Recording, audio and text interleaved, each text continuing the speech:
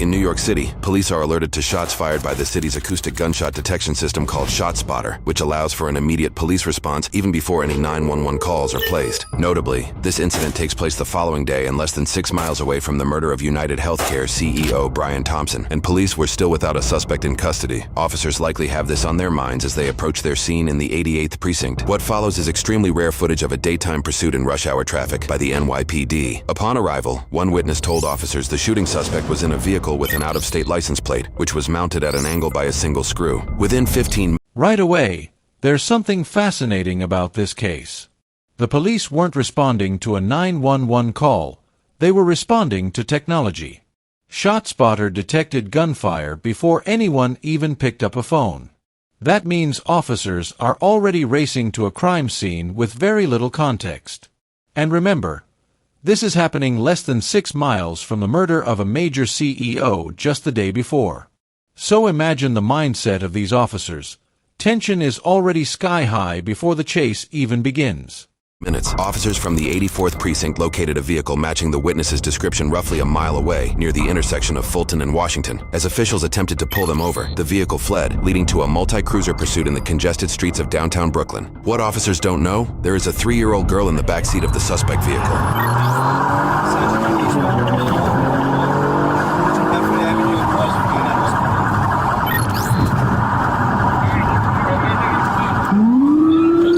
Body cameras on, body cameras on, body cameras on. I can't hear the transmissions. I can't hear the transmissions.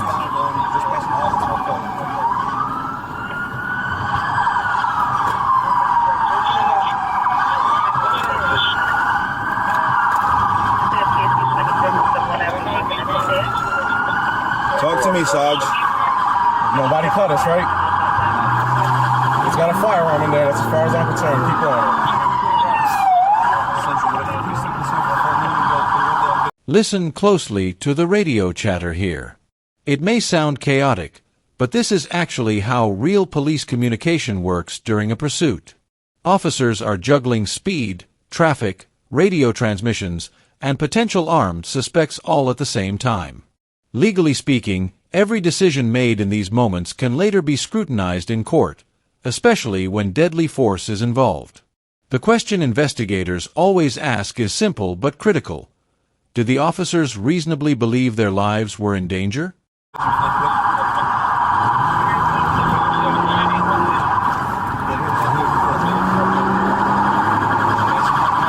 the f*** is he trying to pass me, bro?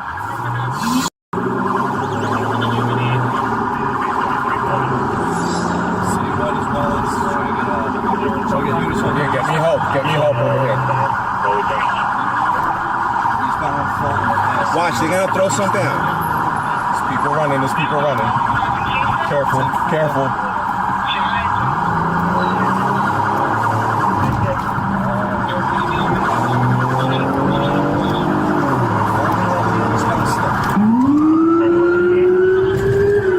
Why do I have not a help? I need help from other commands.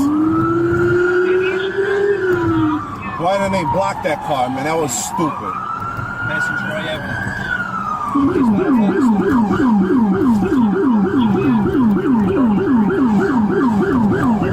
Now the tension is escalating fast.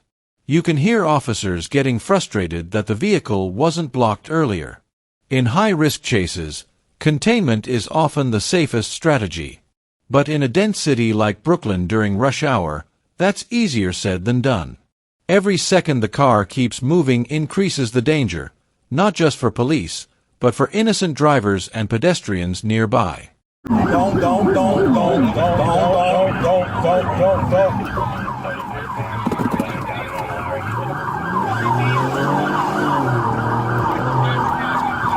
gonna get stuck. He's gonna get stuck. Maybe not.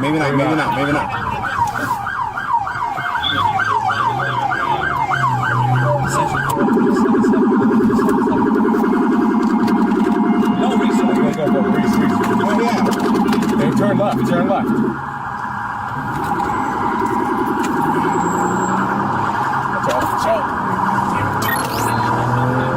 Watch out.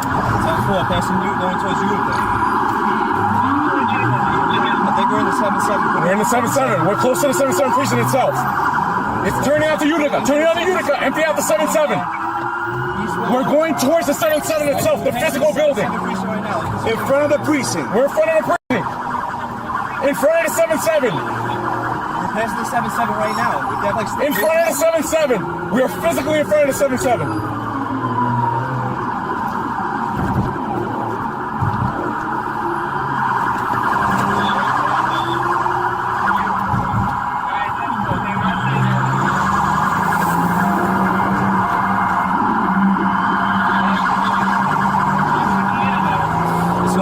Toward the Eastwood Parkway.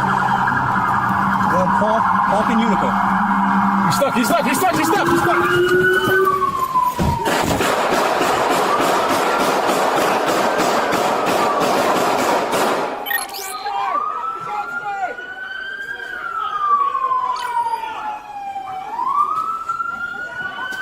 This is the moment that would later become the center of intense debate. Officers fired 19 shots, killing the passenger and wounding the driver. Any time police discharge their weapons this many times, investigators will analyze every frame of bodycam footage.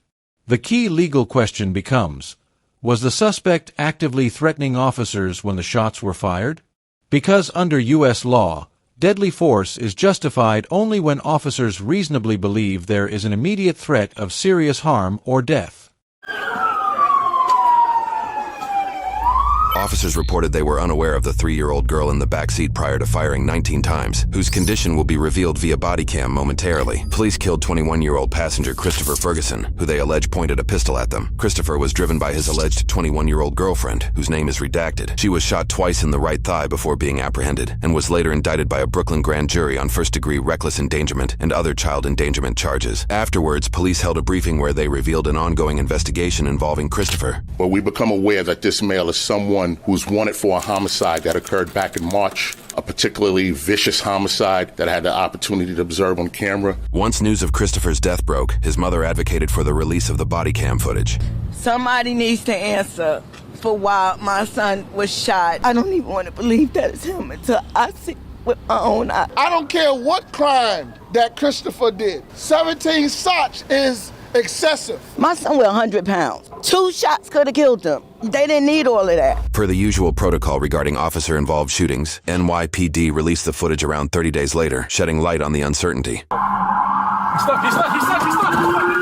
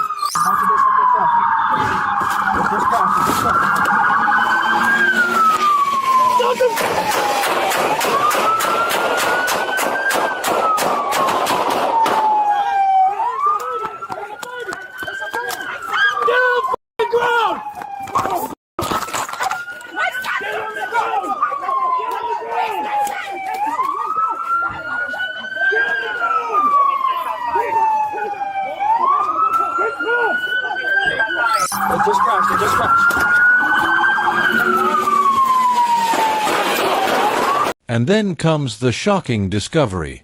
In the middle of all that gunfire and chaos, officers suddenly realize there's a 3-year-old child in the back seat.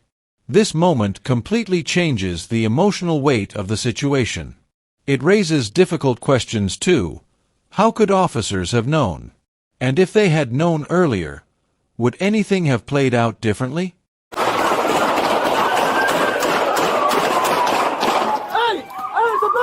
It's a baby! It's a baby! It's a baby! It's a baby! It's a baby!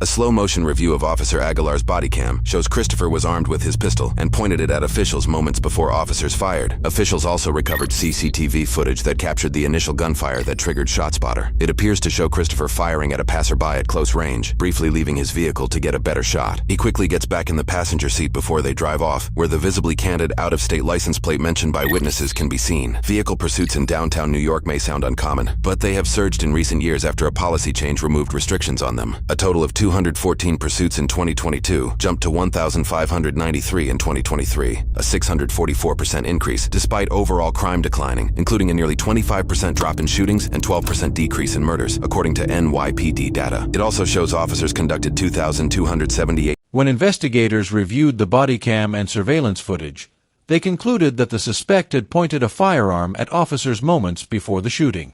That detail is critical because it directly impacts the legal outcome.